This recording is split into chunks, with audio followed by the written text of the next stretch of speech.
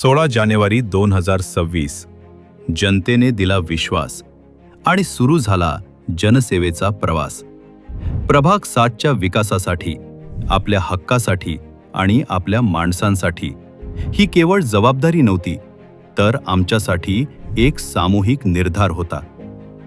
गेल्या 100 दिवसात आम्ही चौघांनी मिळून रस्ते, स्वच्छता आणि पाणी पुरवठा या मूलभूत प्रश्नांवर सातत्यानं काम करत प्रत्येक अडचणीवर उपाय शोधण्याचा प्रयत्न केला। स्ट्रीट लाईट्स बसवून परिसर अधिक सुरक्षित करण्यासाठी ठोस पावले उचलली। प्रत्येक तक्रारीला प्राधान्य देत तात्काळ प्रतिसाद देण्यावर भर दिला। नगरसेवक आपल्या दारी या उपक्रमातून आम्ही थेट नागरिकांपर्यंत पोहोचलो। लोकांचे प्रश्न ऐकले, संवाद साधला आणि त्यांच्या अडचणींवर जागेवरच उपाय करण्याचा प्रयत्न केला। कारण आमच्यासाठी राजकारण म्हणजे केवळ बोलणं नाही, तर लोकांपर्यंत पोहोचणं आहे।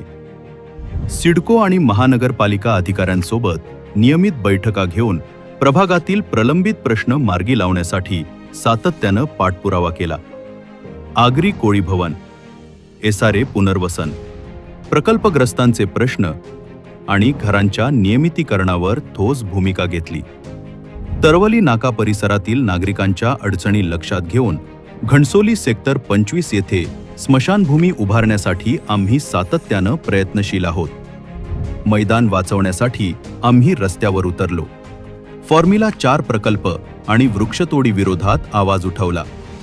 शिवजयंती, धार्मिक उत्सव, पालखी सोहळे आणि विविध सामाजिक कार्यक्रमांमध्ये सहभागी होत जनतेशी आमचं नातं अधिक घट्ट केलं। कारण प्रभाग म्हणजे फक्त एक भाग नाही, तर आमच्यासाठी एक कुटुंब आहे। युवकांसाठी क्रीडा स्पर्धा आयोजित करून त्यांच्यात शिस्त, संघभावना आणि नेतृत्व गुण विकसित करण्याचा प्रयत्न केला। शिक्षण आणि आरोग्य या विषयांवरही आम्ही आवाज उठवला। शाळांमधील अपुऱ्या सुविधांवर प्रश्न उपस्थित केले। मॅडम, मी ज्या प्रभागात येतो, शाळा क्रमांक 47, या 47 क्रमांकाच्या शाळेमध्ये आज गेल्या 6 महिन्यापासून 2री आणि 4थीमध्ये अजूनपर्यंत शिक्षक नाही आहेत। त्या शाळेमध्ये कॉम्प्युटर लॅबची व्यवस्था नाही आहे, साध्या पाण्याची जी आहे व्यवस्था त्या शाळेमध्ये नाही आहे। मग आपले मराठी माध्यम प्रति जे आहे प्रशासनाची उदासीनता काय? रुग्णालयांमधील कमतरता, MRI सुविधा आणि आरोग्य व्यवस्थेतील त्रुटींवर स्पष्ट भूमिका घेतली। गेल्या मी 3 वर्षापासून जे आहे MRI सुविधा सुरू व्हावी यासाठी जे आहे प्रशासनाकडे वारंवार प्रयत्न करत होतो, परंतु आज 2026 उजाडला तरी सुद्धा MRI ची सुविधा वाशी या ठिकाणी जे हॉस्पिटलमध्ये सुरू झालेली नाही। डेटा सेंटर सारख्या प्रकल्पांमध्ये स्थानिकांना रोजगार मिळावा यासाठी आम्ही ठामपणे भूमिका मांडली। MIDCच्या माध्यमातून प्रकल्पग्रस्त भूमिपुत्रांना जे आहे नोकरी करण्याचं धोरण आहे, परंतु आजही त्या ठिकाणी जे आहे डेटा सेंटरमध्ये आमच्या प्रकल्पग्रस्तांना त्या ठिकाणी नोकऱ्या मिळत नाही। तर ही खेदाची गोष्ट आहे। म्हणून माझी महानगरपालिकेला या ठिकाणी विनंती आहे की अशी यंत्रणा कुठली उभी केली पाहिजे जेणेकरून या डेटा सेंटरच्या माध्यमातून आपण त्या ठिकाणी प्रकल्पग्रस्तांना नोकऱ्या मिळाल्या पाहिजेत। विकासासोबत स्थानिकांचा हक्क जपला गेला पाहिजे यासाठी सातत्यानं प्रयत्न केले। या 100 दिवसात आम्ही फक्त काम नाही केलं, तर जनतेचा विश्वास जपण्याचा प्रयत्न केला। शब्द दिला होता आणि आता आम्ही चौघे मिळून तो पूर्ण करत आहोत।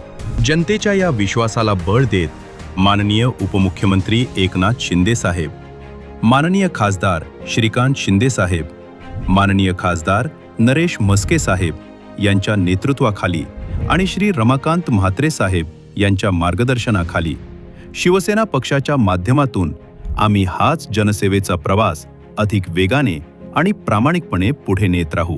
हा फक्त आरंभ आहे। जनसेवेचा प्रवास अजूनही सुरू आहे।